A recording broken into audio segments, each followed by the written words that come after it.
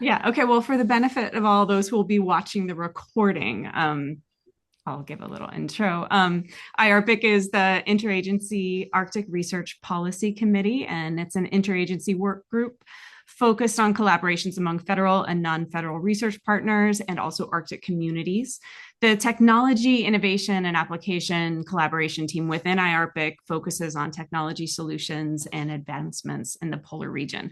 And for this quarterly meeting specifically, we wanted to focus on ways of working with locally based expertise in rural Alaskan communities. And so we have two speakers.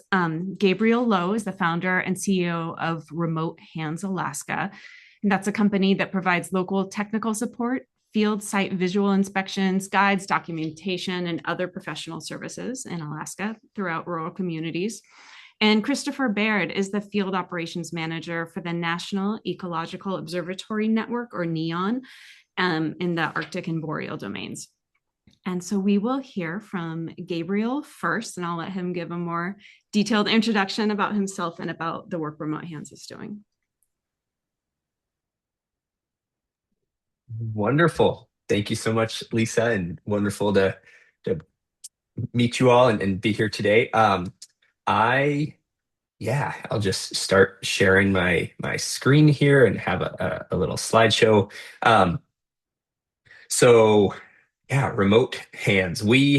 Uh we're professional services marketplace for rural and Alaska beyond something um been as I've been continuing to explain. What are you? How do you work? We want to be, for a lot of folks in your positions, the easy button to get local support for really anything, anywhere. Um, and I'll go into what that means. But I've been the other way I've been introducing Remote Hands is we're almost like a village staffing agency in a way, fractional stat combined with Uber and LinkedIn a bit, where our workforce, we're leveraging the tech enabled um, marketplace kind of service economy that's been common in urban settings, bringing that to the rural remote community. So I'll I'll just dive in and share a bit of my story. I said there, third generation Alaskan educator. I yeah, I started off my career working with high school students in rural remote communities.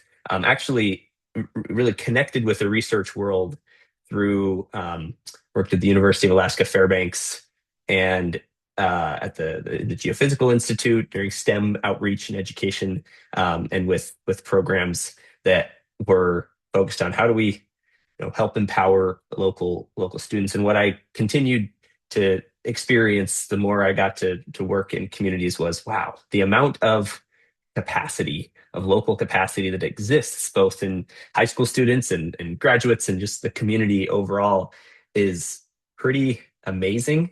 And it's really under university research, the industry, a lot of the work and money that goes into to doing work in these communities isn't able to aren't able to effectively and easily take advantage of that, and it ends up as people flying in and local folks on the ground being like, man, they're doing work I might be able to do, and that disconnect is where I thought a year ago made the leap to move from the university grant funded world into now the Remote Hands kind of startup world. So I here's a few of the places I worked.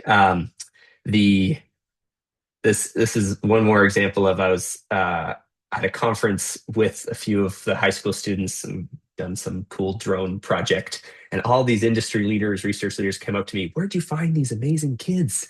They're I would hire them right away. And my answer, and I know answer of most people who've either worked and spent significant time working with folks in rural communities is they're they're there. They're it's not hard to find them when we make that intention. And that was again like that. I think the yeah remote technicians database app was my startup weekend idea that has turned into what Remote Hands is. Um, yeah, so you all know this as well as I, that status quo of flying people in to troubleshoot, to change some batteries, to do a survey, and we're to address that. And what's really uh, yeah, I'll keep going. I do want to go quickly so we can have time for discussion and questions because there's so much going on. This is an example of our very first service call or service that we did, which was this company that had permafrost sensors in Quinnahock. Um, was like, man, we got to plan a trip out to update the firmware because we see the battery is dying faster than planned. And they learned about Remote Hands, and the same day we were able to get someone to go connect with the Bluetooth to their phone, update the firmware, and we paid Peyton $200 for about 20 minutes of work, and the company saved like probably $4,000. And that's what we do. We connect organizations to local qualified workforce, and yeah, our marketplace is two-sided, although we've been learning more, oh, maybe we need to be three-sided and have training providers as one of the sides as well, or funders entities. So there's been a lot of learning that's been happening. But yeah, this at a core amount, it's those who need the work and submit service requests, say all of where their details are, and then the workforce is on the other end. We connect that with to our platform. In the last, oh, this number is outdated. We have been growing quickly, and yeah, now I'm excited to say that yeah, we've been able to hire internal staff now as we've been growing and serving more and more customers and communities across the state. I I can get into, yeah, here's our current map that is we're continually updating. We How we find and hire, we recruit and onboard based on demand and community region. Although we've been doing a recent push just statewide that's been going really really well. That was our first full-time hire, was someone to be going through and vetting and interviewing and bringing people on. An important note for folks, and this was a key piece of how we can best serve our customers, which are often government and business employees, that or not employees, government business entities, that really that liability is a big piece. And the fact that our workforce are our W-2 employees, so we have the insurance, the workers' comp, and all of that. We make the both easy on the worker end because they're less worried about doing 1099 taxes and such, and easier on our customer end because it's just one contract and one thing there. We do training is a big part of what we do, both from like the baseline onboarding, professionalism, safety training, but then also we coordinate with regional workforce development entities, school districts to incorporate the demand-driven credentialing and training into their programs.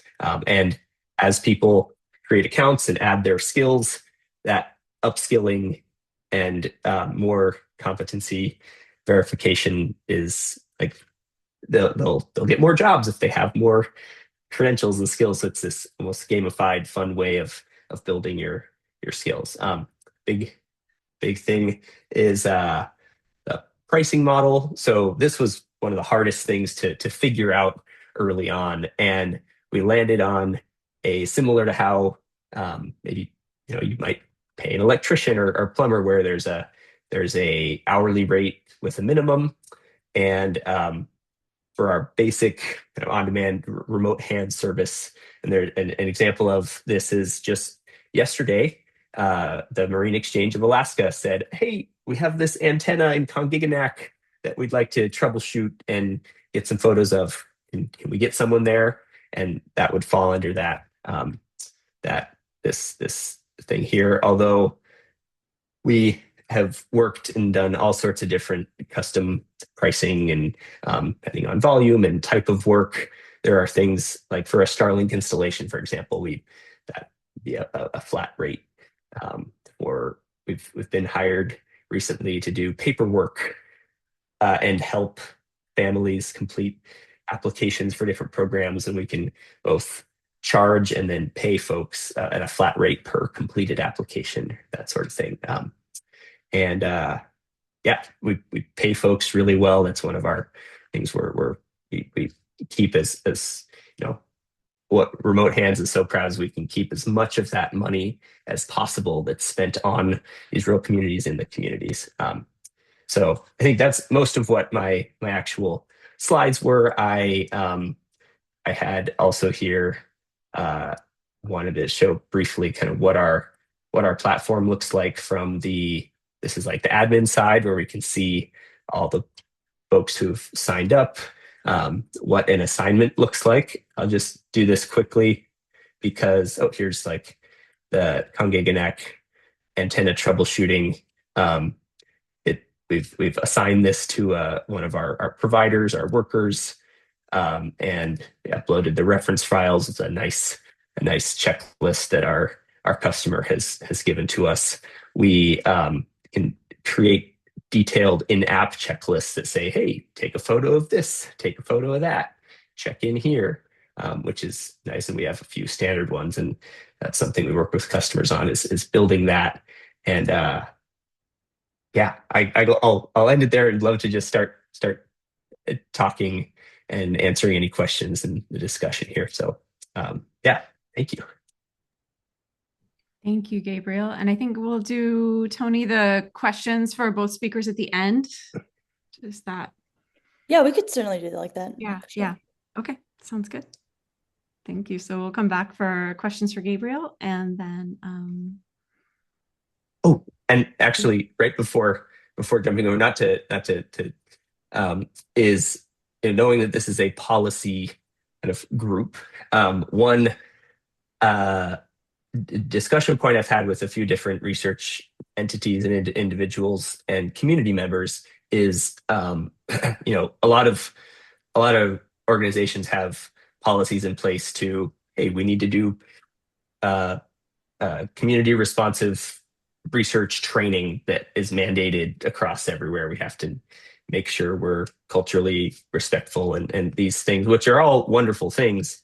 And wouldn't it be cool if one of those points was, and we need to make a best effort to hire local and really be bringing as much of the as we're engaging, we're working in the communities. We need to be, respecting and compensating folks for that too. And what does that look like from a policy level? I don't know, best effort to hire local. If there's so many things, and I've actually talked with tribal leaders about having a tribal employment rights ordinance stuff too. But it's a fun discussion point for especially a group like this. So appreciate that, and we can talk more later. So yeah. thank you, Gabriel. All right.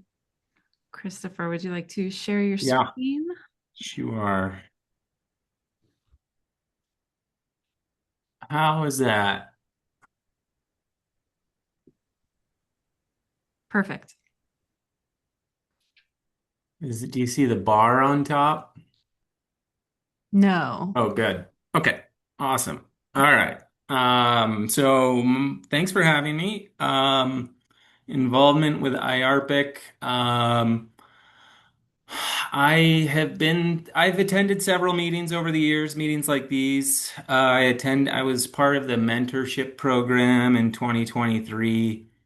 I should be probably more involved, but today is a good effort at more involvement. So here we are. Um, My name's Chris. You should call me Chris. I'm the operations manager for Neon in Alaska. I'm based in Fairbanks. I've been with Neon for a bit over 10 years. Prior to managing operations for Neon, I worked for Environment and Climate Change Canada as a seabird ecologist in the Canadian Arctic. And just a quick story, one of my first deployments to the Canadian Arctic, I landed on the sea ice in a Twin Otter in a total whiteout and met my guide, Josiah. And I thought there was no way we could move across the sea ice in this whiteout. We had no GPS. And if you've ever been in a whiteout on the sea ice or on a body of water, you can't tell, left from right. And somehow he drove us right across the sea ice through these conditions that I didn't think were possibly navigable and brought us right into camp. And that was kind of my first awareness of the incredible amount of local knowledge that some of these community members have in the Arctic. Today I'm going to talk about neon operations in Alaska, successes and best practices for leveraging local support, particularly for our site in Utqiagvik.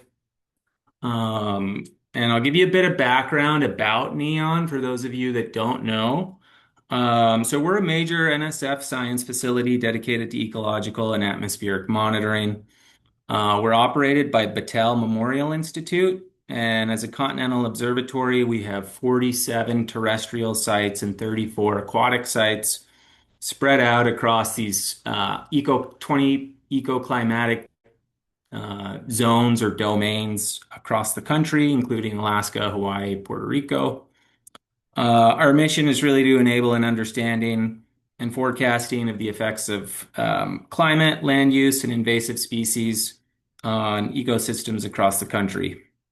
So in Alaska, we operate in both the boreal and tundra domains as you can see in this figure. All our data are open access, and we strive to achieve fair principles for data collection and sharing. So we're really in the business of collecting and providing data to the research community. I'll be focusing primarily on this site, Utqiagvik. This is where we really do utilize local support to maintain our instrumentation and run some of our terrestrial sampling. Just a bit about the history of NEON. So sites were built out between 2012 and 2017. I joined in 2016. The observatory transitioned to operations in 2019, and we're projected to operate for the next 30 years. Operational money is funded through the NSF's Division of Biological Infrastructure. So we collect a variety of ecological and instrument-based data over all the NEON sites. Everything is standardized, and our methods are consistent across all sites to allow for this comparability and idea of sort of continental ecological forecasting. So broadly, we have these three systems: our observational sampling, our automated instruments, and then our airborne remote sensing platform. The observational data at all the NEON sites primarily occurs during the growing season and captures surveys of everything from soil microbes to insects. Here you can see one of our interns in Barrow trapping mosquitoes here in this middle photo, to plants and small mammals and birds. These are our research plots in the Barrow Environmental Observatory outside Utqiagvik. And then our automated instruments, of course, collect data year-round. The towers are primarily designed to measure carbon, energy, and water balances. while the soil sensors capture um, uh, below ground measurements of soil temperature, soil moisture, heat flux, CO2 concentration, and a number of other sensors. Our airborne platform consists of a high resolution RGB camera, a 1 meter resolution hyperspectral spectrometer, and LiDAR. And we try to fly each site in the observatory once a year during the growing season, and try to produce data products that combine the spectrometry and the LiDAR with all the observational sampling that is concurrently collected. Um, so just gives you an idea of the scale of how much data NEON collects across the observatory. It's a huge undertaking, and in Alaska, we have essentially we have 8 sites with 80 sites across the observatory. We're 1/10 or 10%. So 10% of all this data is really being collected annually in Alaska. And I think that sets us up nicely for why it's helpful, even just operationally, to leverage local support because we can't do this ourselves. Okay, so right from the beginning, as we were planning construction of the NEON site at Utqiagvik, we knew we couldn't do it without the experience of the local community members who understood the climate, how to operate on the tundra, particularly during the winter months when we needed to build the site. And we had a civil contractor contracted to basically design and build this site, but we used 80% of the labor from the UIC Corporation, the local Alaska Native Corporation in Utqiagvik. 80% of the labor for this effort was the UIC technicians. You can see just, a bit of the sequence here of just beginning with pilings in the ground to erecting the tower, bringing the hut out, and now we've had this beautifully running instrumented site since about 2018. Immediately following construction, we thought about what it was going to take to manage this remote site and how we might continue to leverage the UIC staff. In my mind, this is really where the relationship was born between NEON and UIC and where it flourished.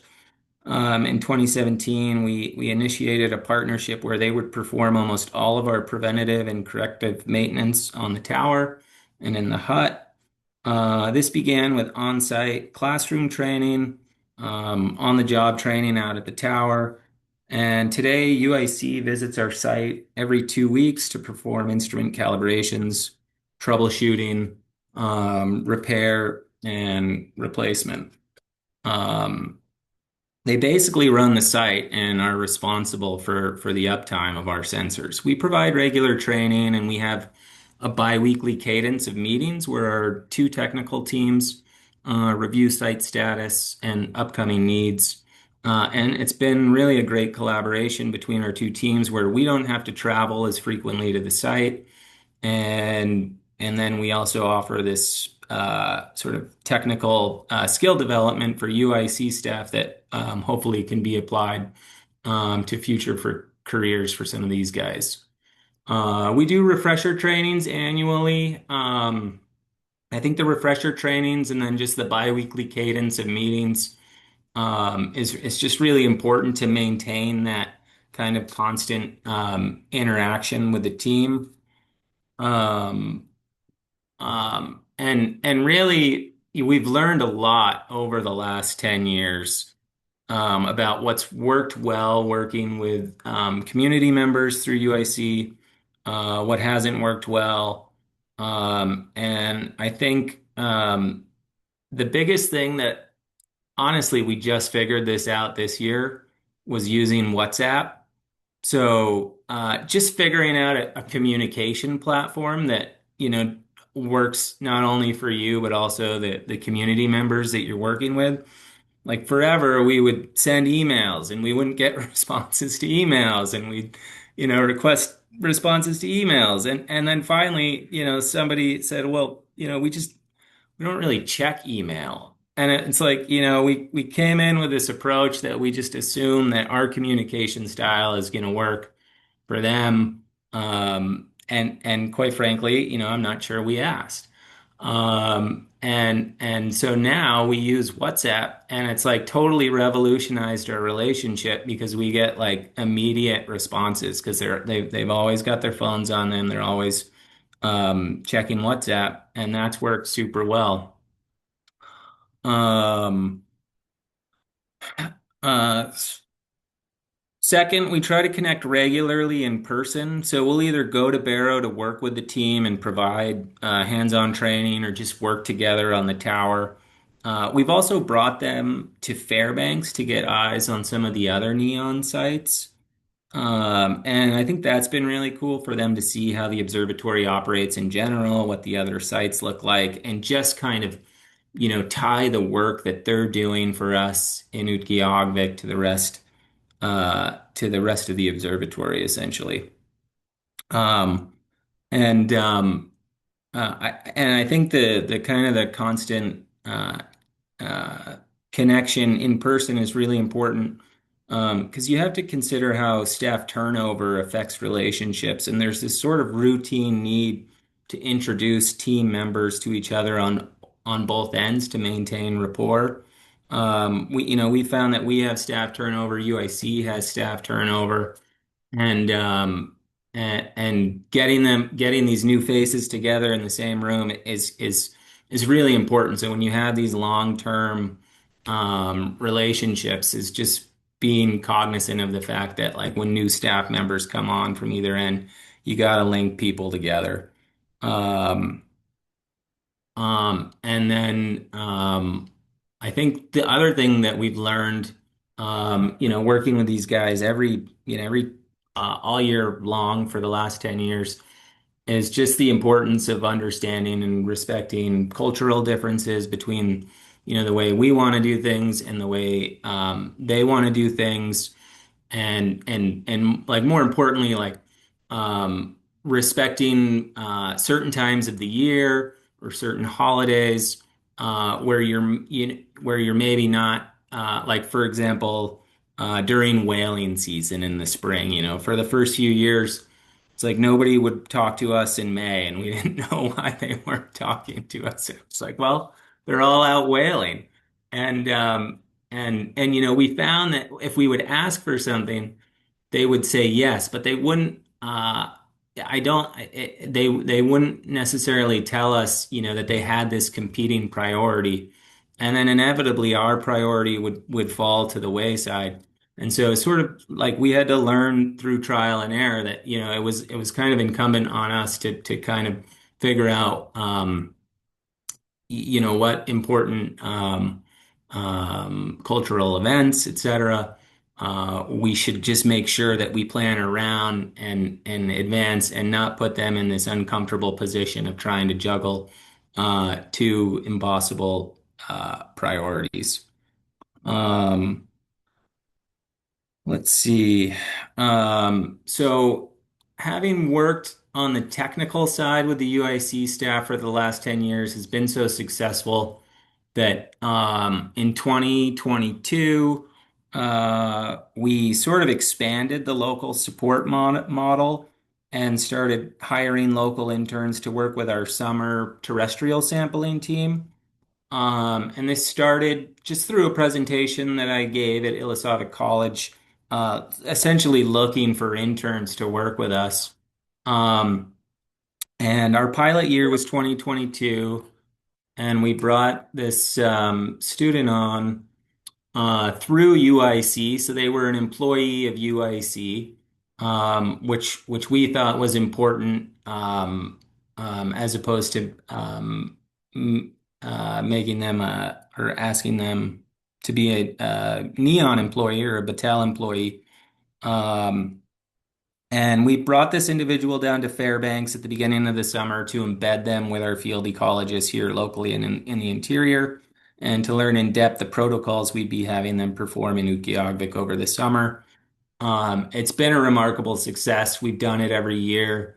And in fact, in 2024, we added ANSEP to the equation, and I really can't speak highly enough about ANSEP, the Alaska Native Science and Engineering Program, um, that's run through the University of Alaska, and it's basically an educational program for Alaska natives that can get high school, college credit degrees on sort of a fast-tracked schedule through the ANSEP program.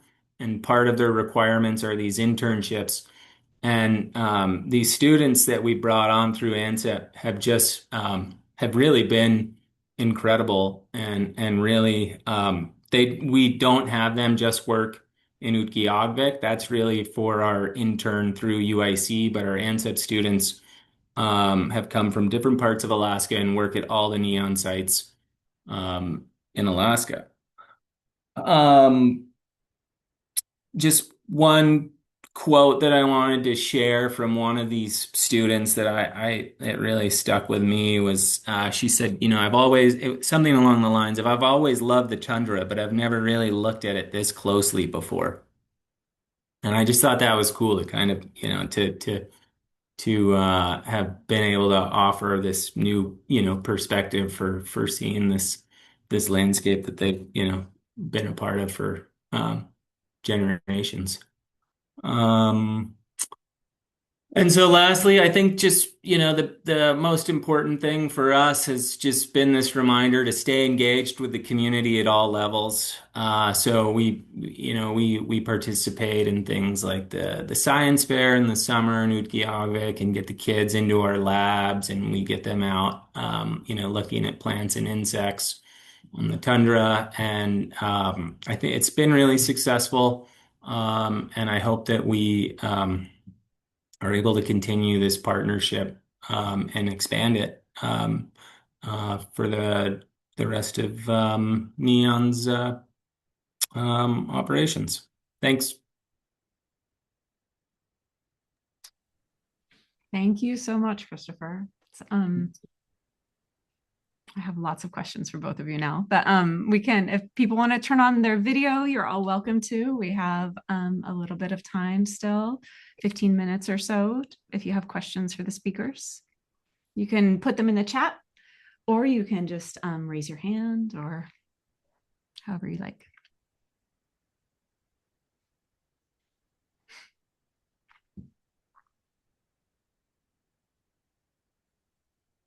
Okay, well, I'll start with a question then. Got a list. Chris, a question for you. For the technical skill development training that you talked about, I know you do some of that in person. You said it was really valuable. Have you experimented with any like online kind of self-paced training modules where people can just kind of, when people are busy and they just, I don't know. I've taken a lot of online classes where it's nice to have something that you can just do in little increments when it's convenient. Yes. We did try that. And it honestly it was not it wasn't successful for us. And I think I could articulate why. We have some pretty dense protocols, and we didn't have a good way. We didn't have good online learning modules. We basically sort of gave them these enormous protocols, and there wasn't a lot of interest to dig in. But I think if there was like a more immersive online training module that wasn't so document heavy, that could work. And I'm glad you mentioned that, because we've sort of developed those resources for all of our seasonal technicians across the observatory, and it might be good to try that again in Utqiagvik. Oh, thank you. There are definitely programs like Coursera as a company where you can like complete like a series of online trainings and then get a certificate at the end. I don't know if you do any kind of Yeah, like we have something similar. certification Yeah, process, like something people can put on their resume, right? yeah, Yeah. Yeah. yeah. Uh, yeah, if I could add a little bit to that. I mean, yeah, Chris, that was wonderful to see all the work you're doing. I actually just had a meeting with UIC yesterday about the overlap and how we can work Cool. together. So it's wonderful. I'm sure we will be talking more as things grow. But for the credentialing side and training side, one thing that we've also, I mean, I just know that from working, and then it is hard to have folks be going through dense like checklists ahead of time to do the trainings. But when we through remote hands through our app, we have a couple of cool ways to address that. One is because all of the work we do is assignment based, so it's like, hey, we have this specific assignment. Go do this Starlink install. Before you do, after you accept it, between when you accept the job and the job starts next week or 3 days from now, watch this video and check these boxes that, yes, I understand. Yes, I watched the video of how to do this. Yes. And we also, because our app is like the operating system for when the worker gets on site, they take a photo. When they get there, they check the box to say, yes, I made sure to do follow these protocols, and they can't advance without doing that. So it's really just ingrained in we've when we do our introductory and onboarding calls, we tell people, hey, like think of this as your yeah one, it's like culture of documentation. You're telling the story of the work you're doing. So I take a photo, I going through, I reflect afterwards, and that has worked really well, because at the end of the day, a lot of the trainings or things that you need people to go through are just checklists that could be done either live or shortly beforehand. And so that's one component. The other is because we uh, have, if we might have 20 people in a village that are on remote hands, and they know that we're like, hey, there are multiple people. We send out notifications. You can increase your chance of getting jobs as you build your professional portfolio. You build your skills portfolio, and even if, like, say Joe from Nuixit doesn't have a a certificate that says I know how to do small engine repair. He's been doing small engine repair his whole life. He can go in the app, say, "Hey, I have a lot of experience," and he can upload a video of himself either explaining that, saying, "Hey, I've since I was a kid, I've been rebuilding my engines, and this is I just did it last week. Here's an example of, he can open his hood up and say, yeah, here's all the different parts." And one of our either initially we're building this model out, right? But eventually we want to have subject matter experts being able to review and say, yeah, he knows what he's talking about. And then when we have work that is in that realm, then his uh, his profile comes up to the top of, hey, let's send it to him first, and he leaves less supervision than these other folks who have less amount of that, and that can trickle down to Starlink installs, to just it's so that's an exciting piece. I saw, Jonathan, you asked a question about the development side. I do not have a background in computer science. I am working with a few tech folks. Yeah, have started out with a technical co-founder that was leading that, and um, yeah, a few months in, we're like, oh, maybe this isn't actually make sense for different reasons. But I I actually spent a year in Colombia as an exchange student when I was in high school. My wife is from Colombia, and I was visiting around that time, connected with a connection that it's like, oh, I'm a developer, I can help out, and so I've been working with him and been building things out. I'm now hiring like more we're building that leadership team, I'd say now, like kind of CTO, COO type of roles that are part-time but coming on more as we grow this thing out. But yeah, it's I will say having like the pace of development now has just really um, it's amazing what you can do with just a an attitude of we'll figure it out and build it and test things, make sure things are safe and compliant. But anyway, so it's been a good time to start a company like this, I'll say. So sorry, that was a rambling thing there, but yeah. No, I think that's I wasn't aware of the app when I was looking at the website in anticipation of the meeting, but I think that's your primary product. I mean, you're selling the people or service providers are, obviously what people are paying for, but as far as the company that you represent, it's the app that's the product because that's where you kind of derive or add value.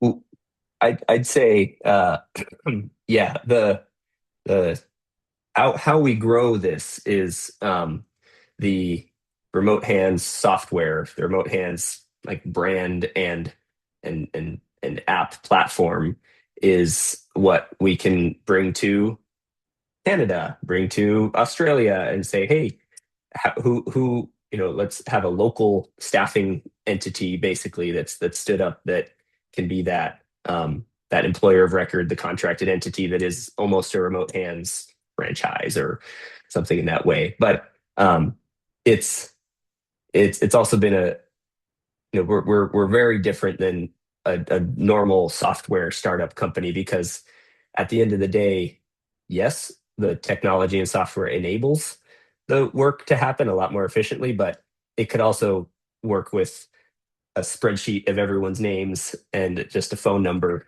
a phone, like, and it's a good thing to remember too. Like, the more I'm getting into this work, the more I'm like, oh man, a lot of what I'm doing is dispatching and air traffic controlling of, oh, this job here, oh, let's get this person there, and that's work that's been done. Like, there's nothing super new, just like a lot of field service companies, whether they're HVAC companies or IT support companies, they already have apps where you take a photo of when you start and after you finish and all that. So it's one of those old adages of there's nothing that's ever new. You're just finding ways that existing things can connect and provide value in different ways. Um, but thank you. No, you're correct that is a big component.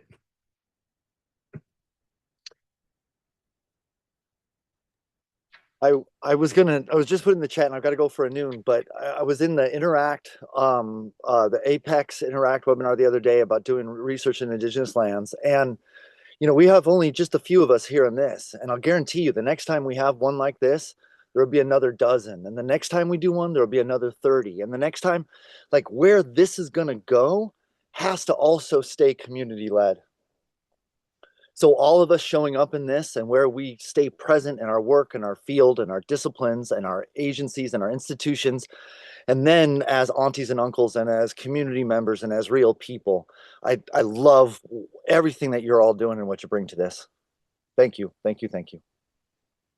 And following on Ramey's comment, I love the youth engagement aspects that you both have. Like that mentorship component seems really important and not something you necessarily think about with tech support, kind of like field logistics, but seems like between ANSEP and your background with high school students, Gabriel, that's.